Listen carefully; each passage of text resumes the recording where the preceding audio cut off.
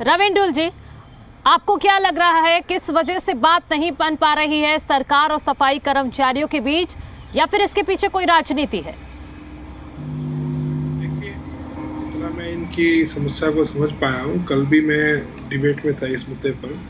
जितना मुझे समस्या समझ में आई, तो मुझे लगता है कि कहीं ना कहीं गवर्नमेंट और कर्मचारियों के बीच में एक जो कम्युनिकेशन का जो गैप है, वो एक इसका सबसे बड़ा जिम्मेदार है।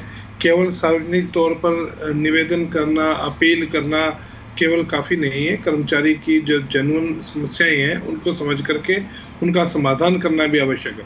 अब जैसे इनकी एक समस्या जो कल मुझे पता लगी थी, वो यह थी कि लगभग 12 से 13 ऐसे कर्मचारी हैं जिनकी दुखद हादसे के अंदर जो है मृत्यु हुई है, ये काम करते हुए, जो सफाई करते हुए सेप्टिक टैंक वगैरह के अंदर।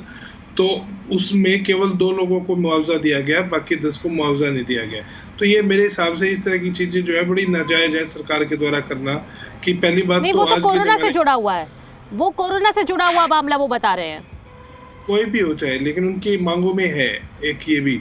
तो इस प्रकार की चीजें अभी तक क्यों है, कहाँ है और किस लिए है, तो ये बिल्कुल गलत है। इनके कर्मचारियों की जो मृत्यु हुई है, जहाँ भी जिस भी कंडीशन में हुई है, चाहे वो ठीक है कोरोना के समय पर हुई हो, चाहे किसी और कारणों से हुई हो, लेकिन बात यह है कि यदि उनकी मृत्यु जो है अपने कार्य करते हुए वो कार्य के संस्थान पर हुई है, तो उस परिस्थिति में गवर्नमेंट उनको कंपनसेट करे।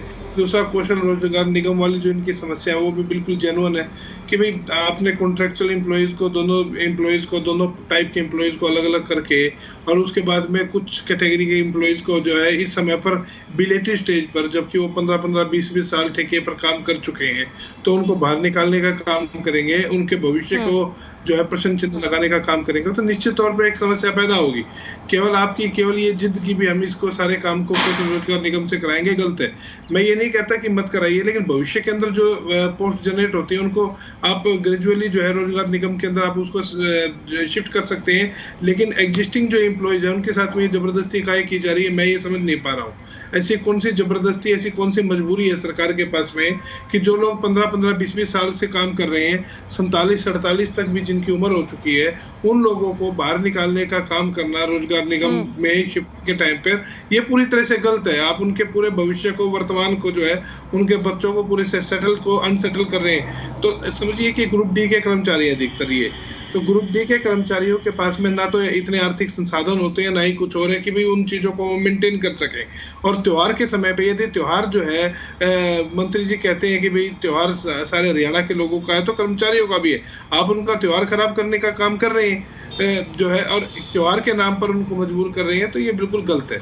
इनको फैसला इनका करना चाहिए, बुला करके अक्रॉस द टेबल बैठ करके इनकी मांगों को सुन करके, जितनी भी जायद मांगे हैं उन सबको पूरा किया जाए, और उसके बाद कहीं जाकर के हड़ताल खत्म होगी। इसमें मुझे लगता नहीं कोई बहुत ज्यादा कोई राजनीतिक मुद्दा है। ये सरकार हमेशा कर्मचारियों के साथ में लड़ती आई है, शुरुआत से ही देखा जाए जबरदस्ती करके इनसे मांगे मनवानी पड़ती है, सीधे सीधे तो कभी मानते ही नहीं।